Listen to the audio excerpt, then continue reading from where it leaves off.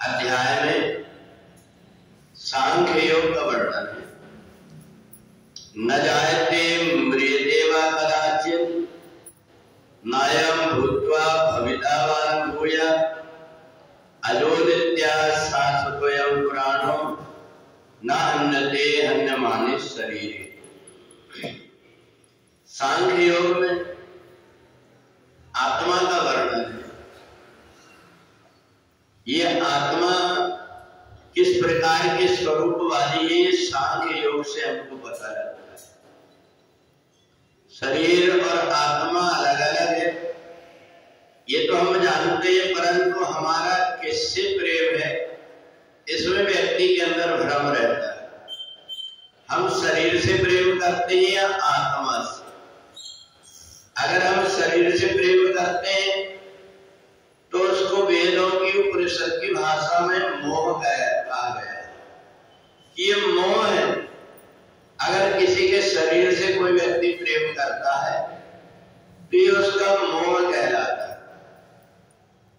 पर संसार में व्यक्ति आया है तो किसी न किसी से मोह तो रखेगा, और अगर मोह नहीं रखेगा तो फिर आत्मा का पोषण भी कैसे हो पाएगा। हम अगर मान लो अपने आत्मा में ही स्थिर हो गए और हमने शरीर का ध्यान नहीं दिए, शरीर को भोजन की आवश्यकता है, शरीर को साफ सफाई की आवश्यकता है, अगर इसका हमने ध्यान नहीं दिए, हम आत्मा में स्थिर हो गए कि मैं तो आत्म स्वरूप हूँ, चैतन्य आत्मा हूँ, शरीर से मेरा कोई संबंध नहीं, कोई लेना देना नहीं है, तो ये आत्मा भी मिट जाएगी, फिर आत्मा नहीं रह पाएगी।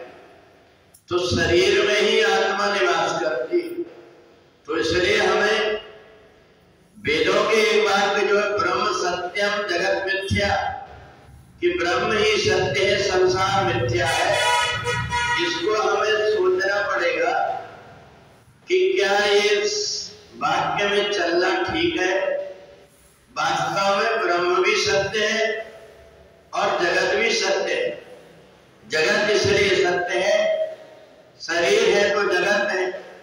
अगर आंख नहीं है तो व्यक्ति देखेगा क्या, कान नहीं है तो सुनेगा क्या। तो इसलिए ब्रह्म भी सत्य है और जगत भी सत्य है। सामान्य व्यक्ति वैसे आत्मा को मानता नहीं, सुनकर के वो कहने तो लगता है कि आत्मा कभी मरती नहीं है, सारी बातें, परंतु वही व्यक्ति जब ये कहता है कि आत्मा कभी मरती नहीं है, अगर उसके घर का पला हुआ कुत्ता मर जाता है वो दुखी हो जाता है। फिर उससे पूछते हैं कि जब तुम आत्मज्ञानी हो, ये मानते हो न जायते म्रियते वा कदाचित्, ये आत्मा कभी जन्म नहीं लेती, मरती नहीं, तो फिर रो किसके लिए रहे। तो उसको ये बताना पड़ता है कि नहीं, मेरा जिससे मोह था उस मोह के कारण मेरे को दुख लग रहा है।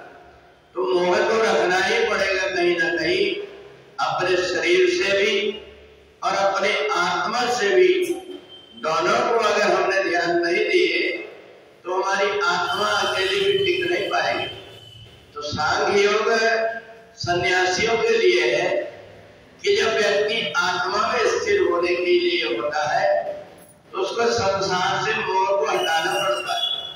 शरीर में कोई रोग हो जाए, शरीर में कोई व्याधि हो जाए, शरीर में कोई कष्ट भी हो जाए तो सामान्य व्यक्ति को दुख लगता है, पर आत्मज्ञानी ये मान लेता है तो शरीर का धर्म है, बना हुआ शरीर है तो एक दिन मिटेगा। तो इसलिए आत्मज्ञानी व्यक्ति सांख्य योग में स्थिर हो जाता है, परंतु सामान्य व्यक्ति नहीं हो पाता। जिस समय बाली की मृत्यु हुई, भगवान ने पूछा तारा से कि तुम बाली की आत्मा से प्रेम करती हो या शरीर से। अगर आत्मा से प्रेम करती हो तो आत्मा तो हमारे, वो मरी नहीं, और शरीर से प्रेम करती हो तो शरीर तो एक न एक दिन मरेगा ही। तो इसलिए संसार में रह करके हमको संसार को भी और परमात्मा को भी, दोनों को लेकर के चलना है।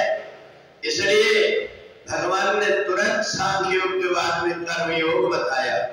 कि आत्मा में स्थिर होकर के ऐसा मत करना कि संसार की मर्यादाओं को भूल जाओ, संसार को लेकर के चलोगे तब तुम आत्मा और परमात्मा के विषय में जान पाओगे। तो इसलिए आत्मा के स्वरूप के विषय में बताया गया है।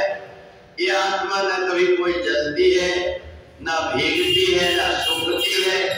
ये आत्मा तो अजोयाम, ये शरीर के मिटने के बाद में भी न इसके अंदर कोई बुढ़ापा आता है, न कभी मरती है। तो इसलिए आत्मा का ज्ञान के साथ साथ में हमको शरीर का भी ज्ञान रखना पड़ेगा, और शरीर को हम स्थिर और संभाल करके रखेंगे तब जाकर के हमको आत्मज्ञान भी होगा, परमात्मा की अनुभूति भी होगी। बोले वृंदावन बिहारी लाल की।